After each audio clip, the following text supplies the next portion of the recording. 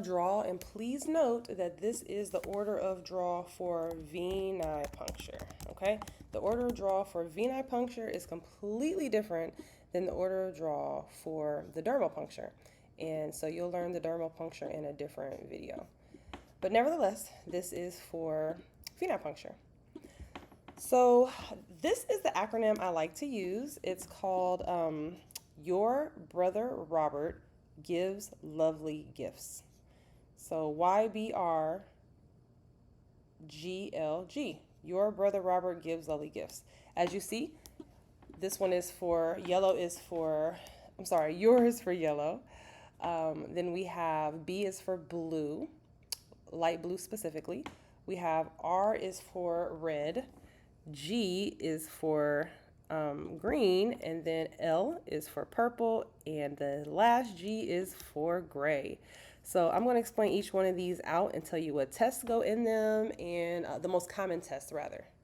Now, it's very important to note that blood cultures usually go first. Well, they don't usually, they do. They go first. So blood cultures must go first before we do any of these. So let's say I have an order for blood cultures, a CBC, and a BMP. The blood cultures would go first. Why? Ask yourself why. Why do blood cultures go first? To prevent contamination. Because the more you start flipping tubes in and out, the more you're going to possibly contaminate the needle on the other side. And also, we want to just get it done first, get it out of the way. We don't have to worry about going back and forth and possibly contaminating the site or the tubes. So next is your, which is yellow.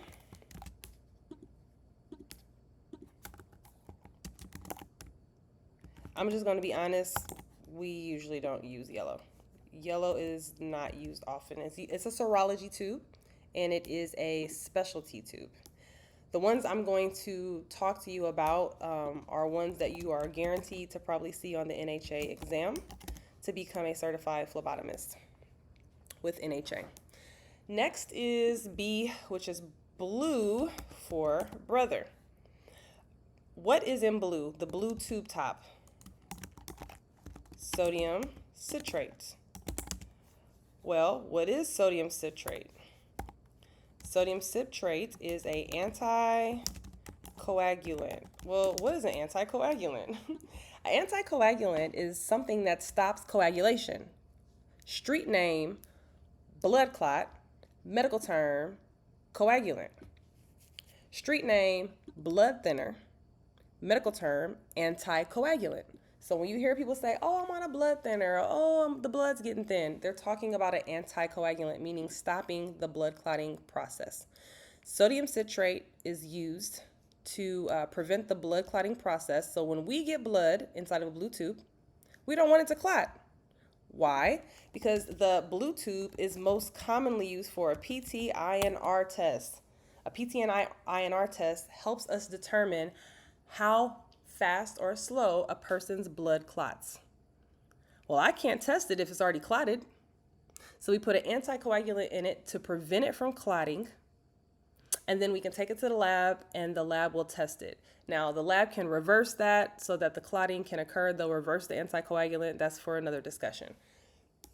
So remember, your brother stands for blue, which has an additive called sodium citrate, which is an anticoagulant, which stops clotting, which is for the test PT-INR. Now, I cannot tell you any other way to remember this. The only thing I have for you is your brother Robert gives lovely gifts. The rest of this, at this point, you're going to have to remember. All right, Robert. Robert stands for red. The red tube top has the serum separator in it. SST stands for serum separator tube, or we also refer to it as a gel tube. The gel is in there. It's usually at the very bottom of the tube. And the gel is in there because when we spin it in the centrifuge, the gel then takes all of the blood in the specimen and pulls it down to the bottom of the tube. And on top of it is all of the serum or the plasma, depending on the tube. That's for another discussion also. Later lectures I have on for you prepared. So Your brother Robert is a red tube, serum separator tube, which is also known as a gel. It's going to separate the blood from the liquid components of the blood. And serum separator has no type of anticoagulant in it. It usually has nothing in it, or it has thrombin. And thrombin helps create blood clots. We actually want this tube to clot. We let it sit out after we have drawn it, anywhere from 30 to 60 minutes, depending on your protocol or what test you're doing. 30 to 60 minutes to allow it to clot. Once it has clotted, we then put it in the centrifuge and spin it down, and all of the blood clot goes down to the bottom, and up top goes all of, in this case, the serum. All right, so the most common tests is a chemistry test, so like our CMP, our BMP.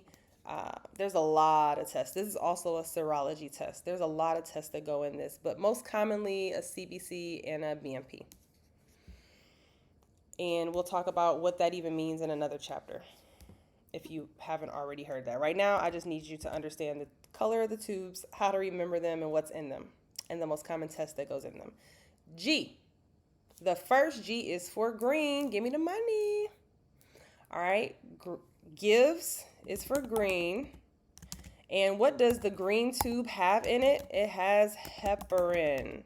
Sometimes it says lithium heparin. Now, what is heparin? Any takers? Want to write it down? Want to share? Lithium heparin is an anticoagulant. Sorry, I can't type and talk at the same time. Anticoagulant. And what test typically goes in this tube? Guess what? It's also a CMP or a BMP, a chemistry. Now, why would I want to use a green tube top over a red tube top for the same test? I'll tell you why. If you work in a doctor's office, we would use this one because we're really not in a rush for the results, and it can take a while. It's not a big deal. But in the hospital setting, we're going to use the green tube because we're in a rush for the results. And in this particular situation, the green tube allows us to not have to wait for the blood to clot. We can actually get to the test. So yeah, it really depends on where you live, but technically the chemistries can go in either one of these. And why am I calling it a chemistry? A CBC and a BMP, why are those chemistries?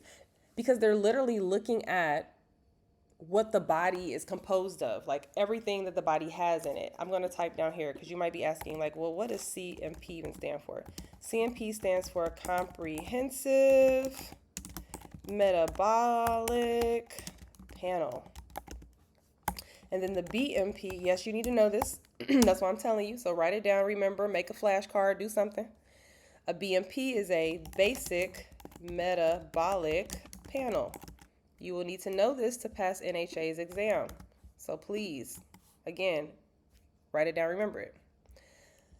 Regardless if it's a comprehensive or a basic metabolic panel, they pretty much have all the same thing, except the CMP has liver enzymes and the basic metabolic panel does not. But again, I'm going to go into that in a different lecture. All right, lovely. Your brother Robert gives lovely gifts. Lovely is for lavender. All right, lavender.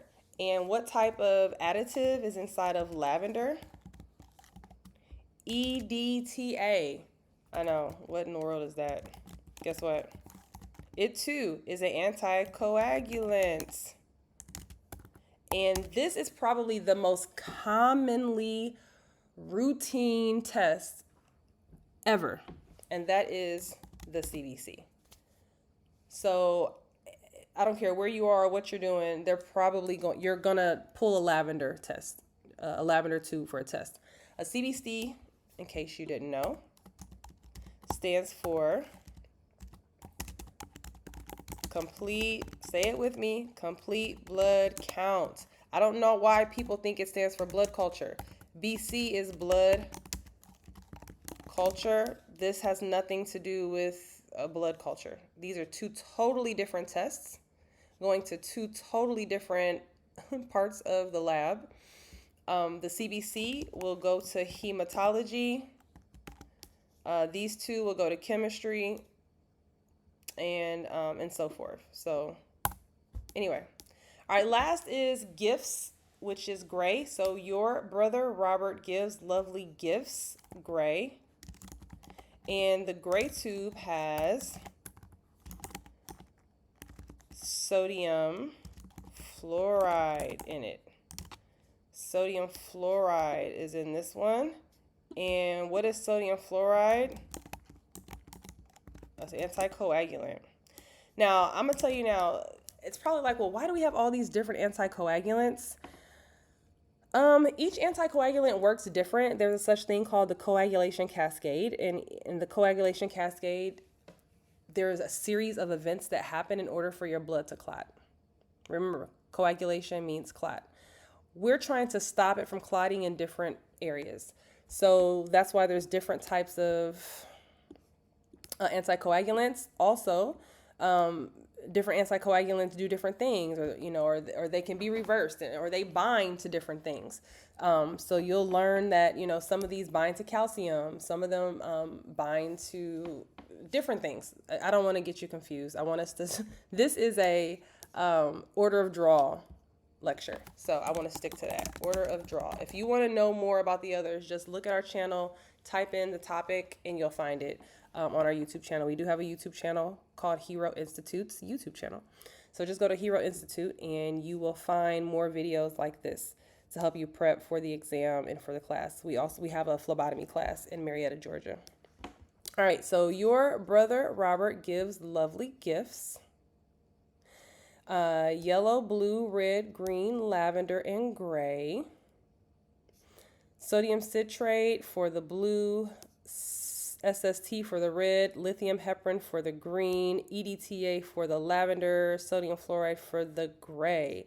What kind of test are we doing in the gray? Lactic acid. Lactic acid is a very common test, and spoiler alert, it has to go on ice. All right, anytime you draw a lactic acid, it has to go on ice. I would be remiss to not mention that. So we're going to stop here. I need you to remember these. There is also a Quizlet. So Hero Institute has a Quizlet set. We have a Quizlet set to help you remember this. But just remember, before you draw labs, think of your brother Robert gives lovely gifts. Let's actually do a quick, let's do an assessment. I'm a nurse practitioner, and I ordered for you to draw a CBC, a CMP, and a PT-INR. What color tubes do you pick? Take a moment. Go ahead and figure out what color tubes each of these tests go in. I would suggest you hit the pause button right now. Go ahead and hit pause and figure that out. All right. If you got it right, it is lavender, and then it is red or green. But in this case, we're outpatient. I'm going to say red. And then here, this is the light blue. Now, my next question is, first of all, give yourself a pat on the back if you got it right. Yay.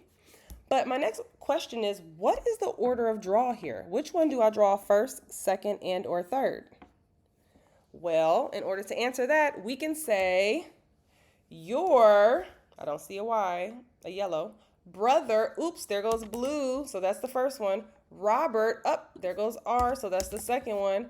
Gives lovely, up, that's L for lovely, that's number 3, gifts. So I would draw them with the blue PT and INR first, then the red one, then the lavender one. Now, it's very important that you draw it in this order. It's a big deal. If you accidentally draw the lavender first and then you go and draw the blue, you are wreaking havoc inside of the blue tube. Wreaking horrible havoc inside the blue tube. This right here is an anticoagulant, but so is this. Remember, lavender is EDTA, and this one is sodium citrate. But sodium citrate works completely different than lavender. and than EDTA. And we want to be able to test blood clotting time in this blue tube. And if I accidentally get some of the additive EDTA in here, it's going to mess up the test.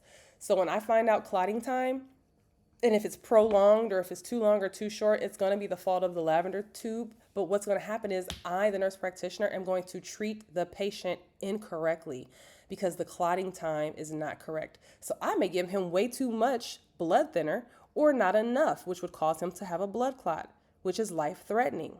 So your job in understanding the order of draw is essential. It is essential. So please take this information, test yourself. I'm going to put some, I'll put some, what do you call them? Case studies. I'll put some case studies on here also, and you can watch those, and best of luck to you. Thank you.